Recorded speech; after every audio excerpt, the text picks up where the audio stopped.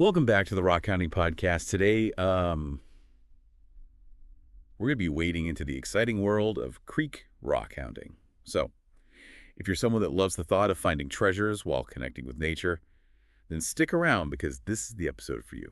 Absolutely. We're really diving deep into all the reasons why creeks are rock hounding hotspots. And we really want to give you the tools and knowledge to make your next creek adventure a success. Okay, so why are creeks such great places for rockhounding? You'd think, Yeah. all the good stuff would get washed away. But it's actually the opposite, right? Right. It's kind of like, Hmm. creeks are nature's conveyor belts. They're constantly unearthing new material from upstream and then concentrating it in pockets and bends downstream. And the constant water flow tumbles and polishes the rocks. It gives them that smooth, eye-catching look that we all love. So nature does half the work for us. Yeah. That's amazing. Yeah. We're not just talking about any old rocks here. What kind of treasures can we realistically expect to find in creeks? Well, it really depends on the geology of the area, of course. But creeks can be surprisingly diverse. Agates and jasper are pretty common finds, especially if you're in areas with volcanic history. You also might come across petrified wood, which is always a cool find. It's like a glimpse into the past. And if you're really lucky, you might even find a bit of gold or a stray gemstone. Wow, that's quite a variety. It sounds like we need all the help we can get to spot these treasures. Oh. I've heard that a powerful flashlight can be a game changer, even in broad daylight. Is that true? Oh, yeah, absolutely. A lot of the beautiful rocks, like agates, they have a translucent quality that only reveals itself when light shines through them. So if you aim your flashlight beam directly at a rock and you see that glow, you've likely hit the jackpot. Oh, wow. That's incredible. It's like having X-ray vision for rockhounding. And it's not just about agates, right? A flashlight can help you see deeper into crevices, Yeah. and even underwater, where some of the best finds might be hiding. Exactly. And don't underestimate the importance of choosing the right flashlight. Look for one that's waterproof, obviously, and has a focused beam for better penetration and clarity. Those are great tips. But Right. what about when we're relying on natural light? How can we use the sun to our advantage when creek rockhounding? Well, sunlight can be a fantastic tool, especially when it comes to spotting those shimmering quartz crystals on a sunny day. Keep an eye out for sparkles and glints reflecting off the wet rocks. That's often a telltale sign of quartz. So that glint in the water might not just be the sun's reflection. It might be a hidden crystal treasure. And what about those golden hours that photographers love so much? Do they have any special significance for rockhounds? Yeah, they absolutely do. The soft, warm light of early morning and late afternoon can really make the colors and textures of rocks pop. Plus, the angled light helps to reveal those subtle details you might miss in the harsh midday sun. It sounds like timing is everything in creek rockhounding. And speaking of timing, I want to remind everyone listening that we have a fantastic Facebook group where you can connect with fellow rockhounds, share your finds, and get expert tips. We'll put the link in the description below, so be sure to join if you're looking for a supportive community. Now back to our creek adventure. One thing that always worries me is visibility. Creeks can be pretty murky, especially after a rain. Any tips for dealing with that? Yeah, you're right. Visibility can be a challenge sometimes. Simply swirling the water with your hand or foot can dislodge sediment and clear things up a bit. Oh, that's a simple but effective trick.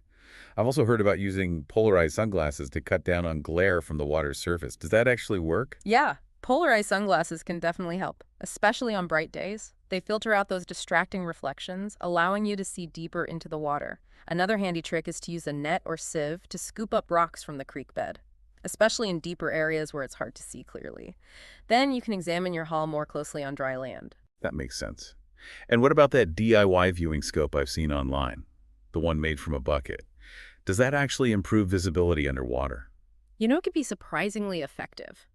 By cutting out the bottom of a bucket and replacing it with a clear plastic sheet, you essentially create a window into the underwater world, free from the distortion of ripples and glare. It's a low-tech solution, but it can make a big difference.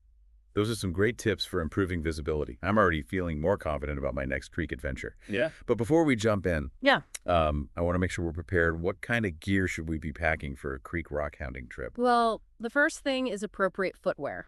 Waterproof boots are a must. You'll likely be wading through water and possibly mud, and don't forget a sturdy pair of gloves to protect your hands from sharp rocks and cold water. Oh, yeah, that's a good point. Right. Yeah. What about tools? What are the essentials for extracting those stubborn treasures? Well, a small rock hammer and a chisel are indispensable for freeing those stubborn finds.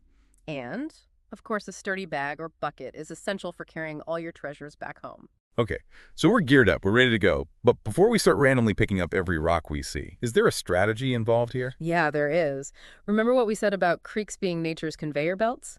That means certain areas tend to accumulate more treasures than others, so you really want to focus your search on those areas where the water flow slows down or changes direction, like inside bends or behind large rocks. Those are prime spots for finding those concentrated pockets of rock-hounding goodness. Ah, so it's all about understanding the dynamics of the creek. And speaking of understanding, I remember you mentioning that a little geological knowledge can go a long way. Can you elaborate on that? Absolutely. Knowing the geological history of your area can be like having a treasure map, for example. If you know that your region has a history of volcanic activity, you'll know to keep an eye out for rocks like obsidian or jasper, which are formed from volcanic material. Similarly, if your area was once an ancient seabed, you might find fossilized shells, or even those fascinating crinoids, which are the fossilized remains of ancient sea creatures. Wow. It's amazing to think that those seemingly ordinary rocks we find in creeks can hold clues to millions of years of Earth's history. It adds a whole new level of excitement to the hunt. It really does. And it makes each find even more meaningful, knowing that you're holding a piece of the past in your hands. That's a beautiful way to put it.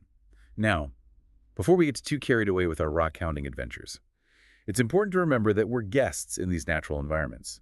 So, what are some ways we can practice responsible rock hounding and ensure that these beautiful places remain pristine for future generations? Right. That's a crucial point. First and foremost, we should always practice the leave no trace principle. Pack out everything you pack in, including any trash or debris you find.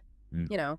Don't disturb the natural habitat by digging excessively, or removing large rocks that provide shelter for wildlife. That's a great reminder. We want to enjoy these beautiful places for years to come, and that means being mindful of our impact.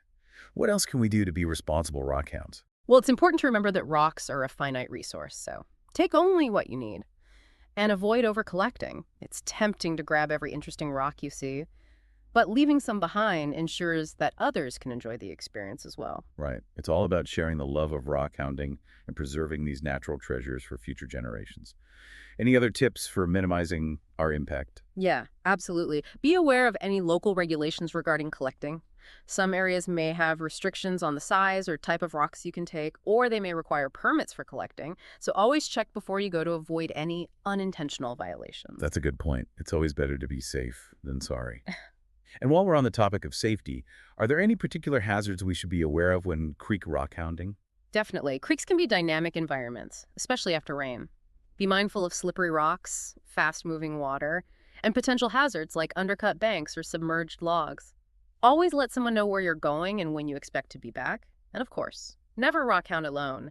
Having a buddy along not only increases safety, but it also doubles the fun. That's great advice. So we've covered a lot of ground today. From understanding why creeks are rock hounding hotspots, to tips for finding those hidden treasures, and of course, the importance of responsible rock hounding. Is there anything else you'd like to add before we wrap up? One thing that always strikes me about creek rock hounding is the sense of discovery. Every bend in the creek, every ripple in the water, holds the potential for unearthing something unique and beautiful. It's like opening a window into the Earth's history. Yeah. And that's a truly special feeling. I could agree more. It's not just about the rocks themselves. It's about the connection we forge with nature and the thrill of the hunt. And for anyone who's caught the rock hounding bug and wants to learn more or connect with fellow enthusiasts, don't forget to join our vibrant Facebook group. We'll put the link in the description below, so come join the conversation and share your rock hounding adventures. Absolutely. It's a wonderful community of passionate rockhounds, always eager to share their knowledge and experiences. You might even find some inspiration for your next creek rockhounding expedition. Absolutely. So to all our listeners out there, get out there, explore those creeks, and see what treasures you can unearth. And remember, every rock has a story to tell. Happy rock hounding, everyone. Happy rock hounding. That's it for this episode of the Rockhounding Podcast. Thanks for listening.